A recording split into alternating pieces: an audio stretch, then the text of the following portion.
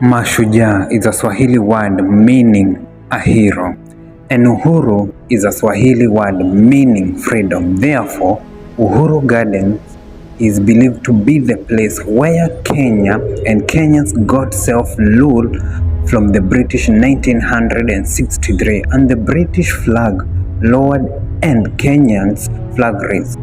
So, located along Lang'ata Road.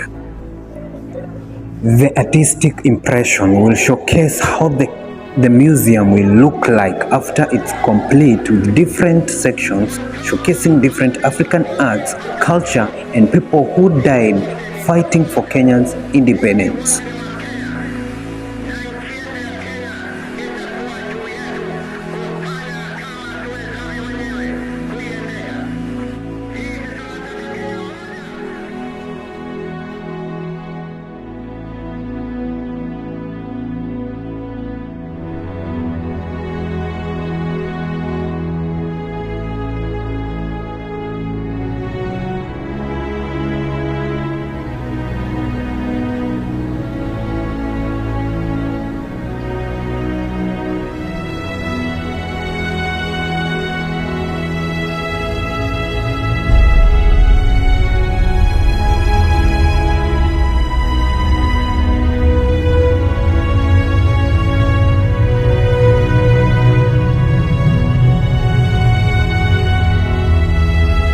With the Kenyan national anthem written on the wall, showcases the patriarchy and the endeavors of each and everyone's patriarchy to the Republic of Kenya.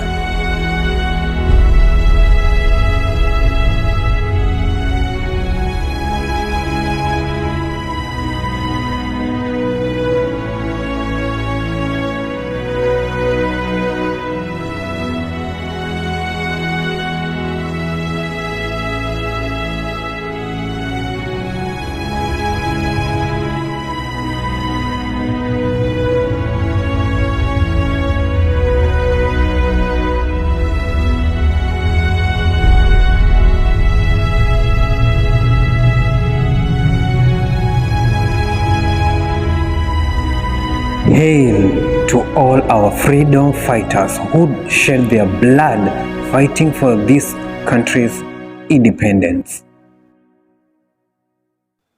From above, you can see how the architectural design looks like and the environment surrounding the MASHUJAA Museum. It's a very nice place where you can chill, have a good time with your family as you remember or pay tribute to the fallen soldiers who fought for this Kenyan's independence.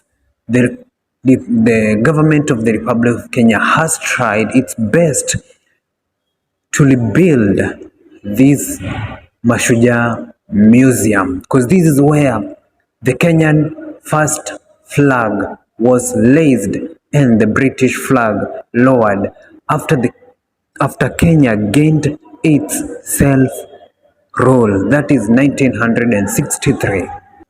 This is exactly what went down during the unveiling of the Kenyan national anthem that is written on a special graphite wall with everyone standing still to pay respect to it. The different animal structures, that is the big five, as you can see, represent the rich diversity of how Kenya is rich in wildlife, and therefore making Kenya to be nicknamed the World Safari Capital.